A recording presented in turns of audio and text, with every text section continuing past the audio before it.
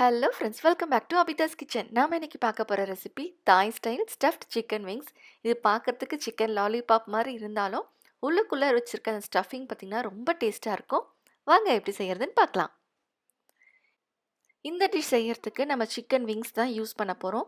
Chicken விங்ஸில் மேலே இருக்கிற அந்த பார்ட்டை மட்டும் கட் பண்ணி எடுத்துட்டு கீழே இருக்கிறது மட்டும் தான் நம்ம யூஸ் பண்ண போகிறோம்.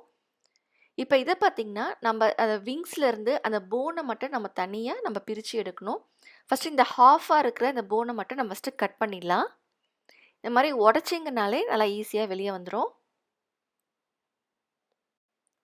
இப்போ இதை மேலே ஒட்டி இருக்கிற அந்த ஸ்கின்னை மட்டும் நம்ம சிசர் வச்சு கட் பண்ணிவிட்டு அதுக்கப்புறம் நம்ம கத்தி வச்சு சீவ்னாலே பார்த்திங்கன்னா அந்த போன்லேருந்து அந்த ஈஸியாக அந்த ஸ்கின் வெளியே வந்துடும்.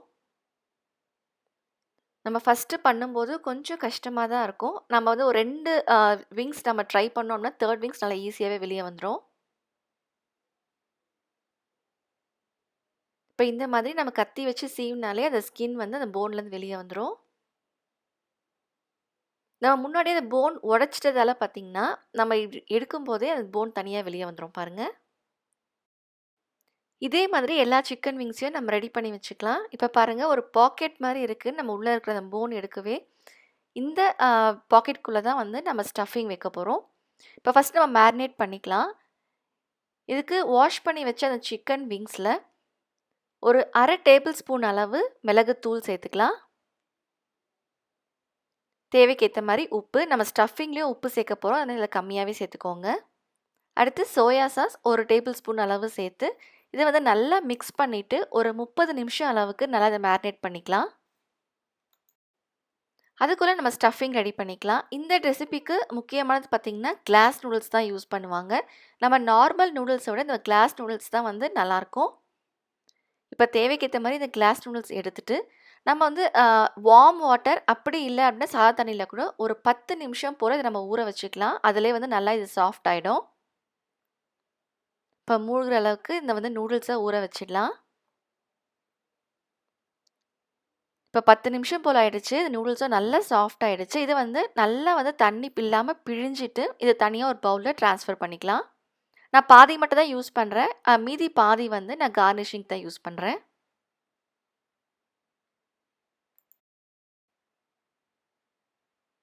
இப்போ கொஞ்சம் கூட தண்ணி இல்லாமல் ஒரு பவுலில் ட்ரான்ஸ்ஃபர் பண்ணிவிட்டு இதை வந்து நம்ம சின்ன சின்னதாக கட் பண்ணிக்கலாம். ஏன்னா அப்போ தான் ஸ்டஃப் பண்ணுறதுக்கு ஈஸியாக இருக்கும். அடுத்து இது கூட நமக்கு விருப்பமான காய்கறிகள் சேர்த்துக்கலாம். நான் வந்து திருவின கேரட், கொஞ்சமாக மஷ்ரூம் சேர்த்துக்கிறேன். இது எல்லாமே நம்ம பொடியாக கட் பண்ணி சேர்த்துக்கணும். இது கூட கொஞ்சமாக சிக்கன் கீமா சேர்த்துக்கிறேன். நல்லா போன் இல்லாமல் இந்த மாதிரி நல்லா கொத்தி சேர்த்துக்கலாம். இது கூட 1 டேபிள் ஸ்பூன் அளவு soya sauce, red chilli sauce 2 table spoon அளவு சேர்த்துக்கலாம். நம்ம இதில் இது இந்தியன் ஃப்ளேவர்ஸ் யூஸ் பண்ணாமல் நம்ம கம்ப்ளீட்டாக சாஸ் தான் யூஸ் பண்ண போகிறோம். அதே மாதிரி காரத்துக்கு ஏற்ற மாதிரி மிளகுத்தூள், கொஞ்சமாக உப்பு. பொதுவாக கார்லிக் பவுடர், ஜிஞ்சர் பவுடர் அந்த மாதிரி சேர்ப்பாங்க. அந்த மாதிரி இல்லாததால் நான் இஞ்சி பூண்டு விழுது கொஞ்சமாக சேர்த்துக்கிறேன். இது கூட பார்ஸ்லி, இது வந்து பொடியாக கட் பண்ணி சேர்த்துக்கலாம். ஸ்டஃபிங்க்கு இதுதான் சேர்க்கணும் அப்படின்லாம் இல்லை. நமக்கு விருப்பமான காய்கறிகள் எது வந்தாலும் நம்ம சேர்த்துக்கலாம். இதில் வந்து மட்டன் கொத்துக்கறி சேர்த்தா கூட ரொம்ப நல்லாயிருக்கும். இப்போ ஸ்டஃபிங் ரெடியான பிறகு நம்ம இந்த சிக்கன் விங்ஸ்குள்ளே இந்த பாக்கெட்குள்ளே தான் வந்து நம்ம இதெல்லாம் ஸ்டஃப் பண்ண போகிறோம். மேக்ஸிமம் எந்த அளவுக்கு ஸ்டஃப் பண்ண முடியுமோ நல்லா இந்த மாதிரி அழுத்தி அழுத்தி சேர்த்துக்கோங்க. இந்த ஸ்டஃபிங் வந்து நல்லா திக்காக இருக்கணும். தண்ணிலாம் எதுவும் இல்லாத மாதிரி நல்லா பிழிஞ்சு தான் நம்ம நூடுல்ஸ்லாம் சேர்க்கணும். இப்போ பாருங்கள், ஃபுல்லாக ஸ்டஃப் பண்ணியாச்சு. இதே மாதிரி எல்லா சிக்கன் விங்ஸையும் நம்ம ஸ்டஃப் பண்ணிக்கலாம். அடுத்து இதை வந்து நம்ம ஸ்டீம் குக் தான் பண்ண போகிறோம். அதுக்கு நான் இட்லி பாத்திரத்தில் இந்த சிக்கனை வச்சு ஒரு 20 நிமிஷம் போல் நான் வந்து வேக வைக்க போகிறேன். நம்ம உள்ள வெஜிடபிள்ஸ் மட்டும் சேர்த்துருந்தா நம்ம ஃப்ரை பண்ணும்போதே வெந்துடும்.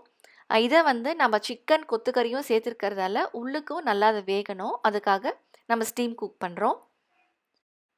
இப்போ சிக்கன் வேகிறதுக்குள்ளே நம்ம மேல் கோட்டிங்க்கு ரெடி பண்ணிடலாம். இதுக்கு தேவைக்கேற்ற மாதிரி மைதா மாவு, பிரெட் க்ரம்ஸ். அடுத்து இது கோட் பண்ணுறதுக்காக நான் வந்து முட்டை வந்து 2 நம்ம உடச்சி நல்லா இந்த மாதிரி பீட் பண்ணி எடுத்து வச்சுக்கலாம். இப்போ பாருங்கள், சிக்கனும் நல்லா வெந்துருச்சு. கொஞ்சம் ஆறுனதும் இது தனியாக ஒரு பிளேட்டில் எடுத்து வச்சுக்கலாம். இது நல்லா ஆறுச்சுனா தான் நம்ம கோட் பண்ணுறதுக்கு ஈஸியாக இருக்கும்.